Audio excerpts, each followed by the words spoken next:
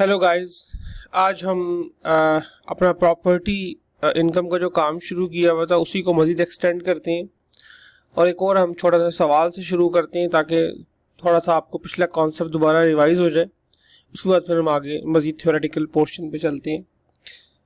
Question हमारे पास कुछ इस तरीके से है कि ABC limited has plaza in Emaar Islamabad which has been let out to Mrs Khan for 265,000 per month on July 1, 2006।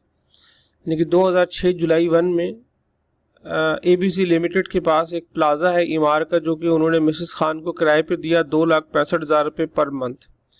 Company ने इसके साथ मिसेस खान से एक अनएडजस्टेबल एडवांस भी वसूल किया जो कि 25 लाख रुपए था। साल के दौरान ABC लिमिटेड के यही एक्सपेंडिचर हुए। सबसे पहले कलेक्शन चार्जेस पे उन्होंने तकरीबन 1,62,000 रुपये खर्च किया। रिपेयर चार्जेस 995,000 रुपीज़ का एक्सपेंडिचर हुआ। इसके साथ ABC लिमिटेड ने प्रॉपर्टी टैक्स पे किया ऑन प्लाजा, और इन्होंने इस प्लाजे के लिए कुछ लोन लिया हुआ था बैंक से। उसकी जो साल की इंस्टॉलमेंट पे की वो तकरीबन 1.8 मिलियन या 18 लाख रुपए थी। Calculate the taxable income from property and tax payable by ABC Limited. This is what we have to find out: taxable income and property tax payable. Okay. सबसे पहले हम जो बेसिक कॉन्सेप्ट दोबारा रिवाइज कर लेते हैं। रेंटल इनकम जो है वो कंप्राइज करती है तीन चीज़ों पे। रेंटल इनकम के अंदर एक तो अमाउंट ऐड होती है, वो टोकन मनी जो आपने फॉरफीट कर ली हो, और 1/10 ऑफ योर अनएडजस्टेड एडवांस। लेकिन अनएडजस्टेड एडवांस के केस में एक कंडीशन होती है। मैं आप लोगों को थोड़ा सा टाइम दूंगा ताकि आप वो कंडीशन रिवाइज कर सकें या आप रिमाइंड कर पाए, अपने माइंड के अंदर रिकॉल कर लें उसको।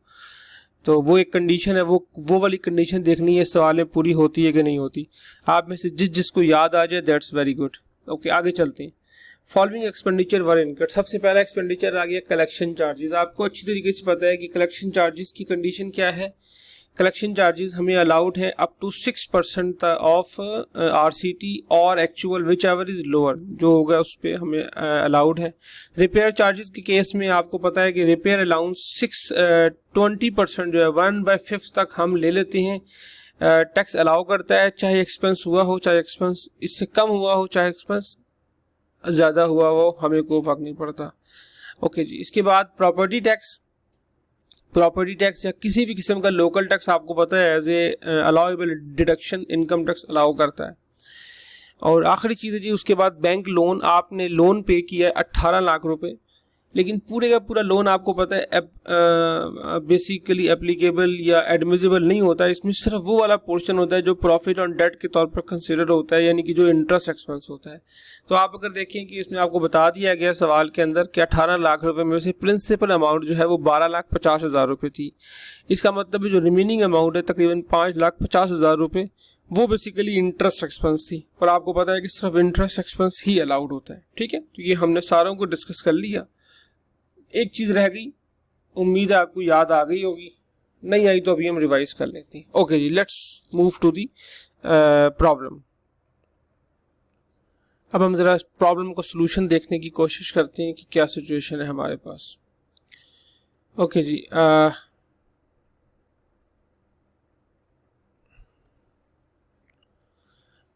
अब हम देखते हैं जी। सबसे पहले आ गई rental income from property 265,000 multiply by 12, 3.18 million हमारी रेंटल इनकम आ गई। 1/10 ऑफ अनएडजस्टेड एडवांस, कोई फिगर नहीं ली गई। क्यों फिगर नहीं ली गई? इसलिए नहीं ली गई कि आपको याद होगा हमने डिस्कस किया था कि अनएडजस्टेड एडवांस जो है ये 10 इक्वल इंस्टॉलमेंट तक ऐड होता है। अब आप अगर दोबारा सवाल को पीछे जाके देखें तो आपको नज़र आ रहा है कि हम बात कर रहे हैं कि 2006 में एडवांस लिया गया, यानी कि इसके 10 साल 2016 में पूरे हो चुके हैं।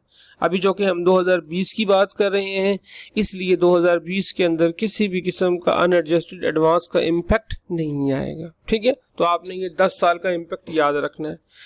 क्योंकि इसमें कुछ ऐड नहीं हुआ, इसलिए हमारा रेंट चार्जेबल टू टैक्स जो है वो 3.18 मिलियन आ गया। पहले सवाल का पहला पार्ट हमारा हल हो चुका है कि हमारा रेंट चार्जेबल टू टैक्स निकल आया। ओके जी, इसके बाद रिपेयर अलाउंसेस आपको पता है 1/5 ऑफ RCT करना है। दैट्स वेरी सिंपल, 3.18 मिलियन का 1/5 ले लिया, 6,36,000 रुपये आ गया। कलेक्शन चार्जेस 6% ऑफ RCT और एक्चुअल, इस केस में जो कि एक्चुअल थोड़े थे तो हमने 1,62,000 रुपये ले लिया। प्रॉपर्टी टैक्स सिमिलरली पूरे का पूरा लेस हो गया 586,000। और इंटरेस्ट एक्सपेंस जिस तरीके से मैंने आपको बताया था कि 18 लाख में से 12,50,000 रुपये माइनस करके आ गया, वो हमने इंटरेस्ट एक्सपेंस ले लिया। इन चारों एक्सपेंसेस को माइनस किया तो हमारे पास टोटल टैक्सेबल इनकम आ गई प्रॉपर्टी की, जो कि हम यहाँ पे कंपनी की बात कर रहे हैं ABC लिमिटेड की। तो ABC लिमिटेड के ऊपर जो कॉर्पोरेट टैक्स रेट है वो हमारे पास 29% के हिसाब से अप्लाई हो गया। और इस तरीके से हमने इस पूरे सवाल को अपनी सिचुएशन के अंदर सॉल्व कर लिया। आई होप आप लोगों को ये बड़ा रीजनेबली समझ आ गया होगा। ये एक क्लॉज थी जो कि 2019 में ऐड हुई हमारे इनकम टैक्स ऑर्डिनेंस के अंदर। अभी तक हमने इसको जिस तरीके से पढ़ा था, हमने इसको बार बार ये बात कही कि इंडिविजुअल के केस में किसी भी किस्म का एक्सपेंस लेस करने की इजाज़त नहीं है, जबकि कंपनी के केस में हम एक्सपेंसेस लेस कर सकते हैं।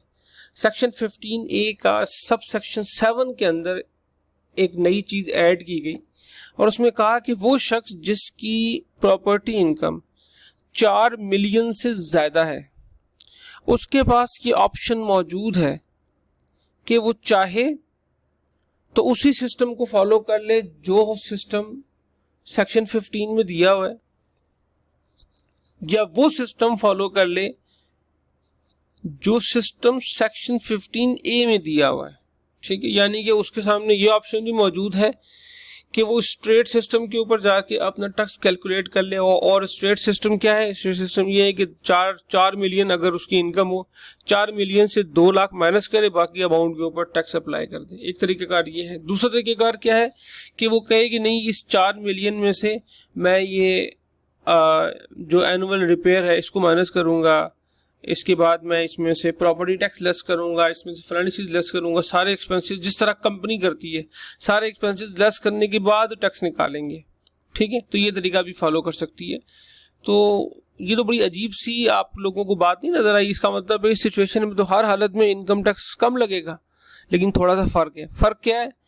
इस सिचुएशन के अंदर फिर जो टैक्स रेट्स लगेंगे वो टैक्स रेट सैलरी वाले टैक्स रेट नहीं लगेंगे, बल्कि फिर वो टैक्स रेट लगेंगे जो नॉर्मल टैक्स रेट होते हैं बिजनेस के ऊपर, जिनको हम normal non salaried person tax rates कहते हैं। फिर वो टैक्स रेट लगेंगे। यानी कि इस सिचुएशन में इस प्रॉपर्टी इनकम को प्रॉपर्टी इनकम के बजाय एक किस्म की आप समझ लें बिजनेस इनकम कंसिडर किया जाएगा और फिर इसके ऊपर बिजनेस इनकम वाले रेट अप्लाई होंगे।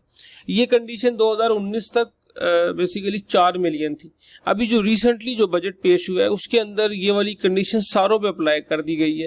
यानी कि कोई भी प्रॉपर्टी इनकम वाला बंदा है उसके पास ये ऑप्शन है, चाहे उसकी जो भी इनकम हो उसके सामने ये ऑप्शन है कि वो चाहे तो सैलरी वाला रेट अप्लाई कर ले डायरेक्ट करके 2 लाख माइनस करके अप्लाई कर ले, या फिर वो चाहे तो ये पूरा सारे एक्सपेंसेस लेस कर ले और फिर division 1 of part 1 of first schedule के जो रेट्स हैं उनको यूज़ कर ले। ठीक है जी। तो ये आइडिया, ये अभी ज़रा कानून नहीं बना, जब ये बजट पास हो जाएगा उसके बाद ये कानून बन जाएगा। हमारा फिलहाल जो केस है उसका ताल्लुक यही 4 मिलियन के साथ एग्जिस्ट कर रहा है। कुछ और चीज़ें इसके अंदर इम्पॉर्टेंट है।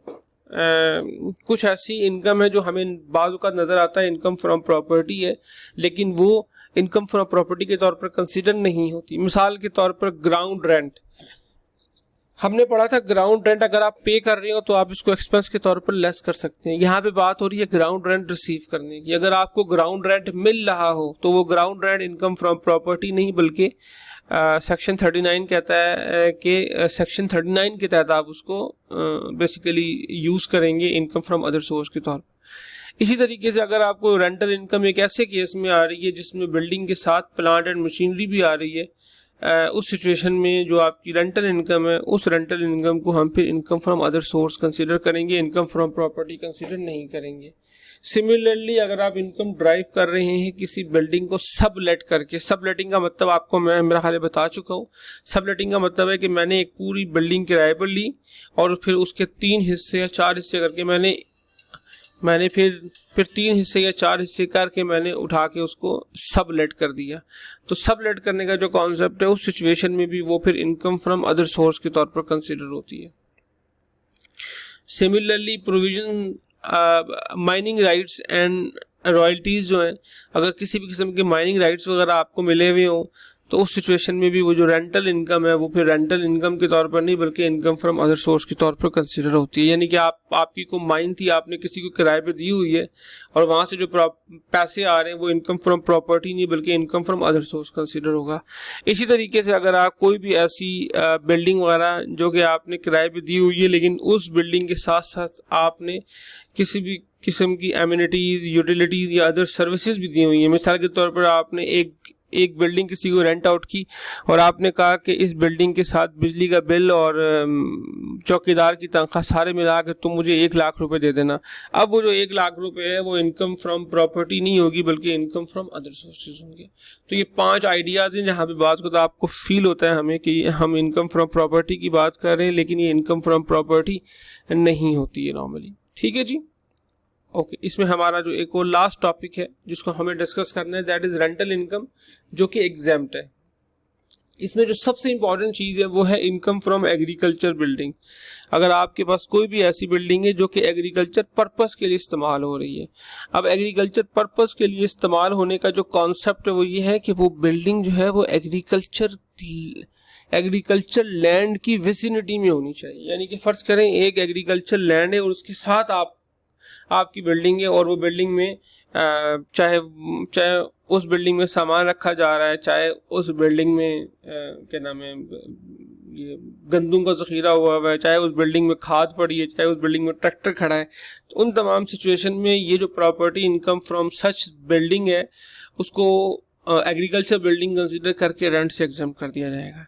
लेकिन ऐसा नहीं हो सकता कि जी ज़मीन तो चकवाल में हो और बिल्डिंग आपने इस्लामाबाद में डिक्लेयर की हो, एग्रीकल्चर की विसिनिटी में होना ज़रूरी है। सिमिलरली वो तमाम इनकम फ्रॉम प्रॉपर्टी जो किसी ट्रस्ट के अंदर हेल्ड हुई हो वो भी इनकम फ्रॉम एग्जम्प्ट है। इसी तरीके से ओनर की जो ओन ऑक्युपाइड रेजिडेंशियल प्रॉपर्टी है उसकी रेंटल वैल्यू भी एग्जम्प्ट है। अगर ओनर ने अपनी बिजनेस प्रॉपर्टी के खुद ऑक्युपाई किया हुआ हो तो उसकी भी जो रेंटल वैल्यू है वो एग्जम्प्ट है। और इसके साथ अगर आपकी रेंटल इनकम 2 लाख रुपए से कम है तो वो पूरी की पूरी रेंटल इनकम एग्जम्प्ट है। 2 लाख रुपए से ऊपर पे टैक्स अप्लाई होता है। ठीक है जी, ये वो पूरे का पूरा आइडिया था इनकम फ्रॉम प्रॉपर्टी का जो कि हमने समझने की कोशिश की एंड आई होप हम इसको रीजनेबली समझ भी गए। नेक्स्ट स्टेप में हम अब थोड़ा सा इसके अंदर जो टैक्स का पहलू है उसको मज़ीद समझने की कोशिश करेंगे अपने नेक्स्ट लेक्चर के अंदर कि इनकम फ्रॉम प्रॉपर्टी के केस के अंदर हम टैक्स के इशू को किस तरीके से हाईलाइट करते हैं। लेकिन एज़ फार एज यहाँ तक का कॉन्सेप्ट था, यहाँ तक इनकम फ्रॉम प्रॉपर्टी ख़त्म हो गई है। Thank you so much guys.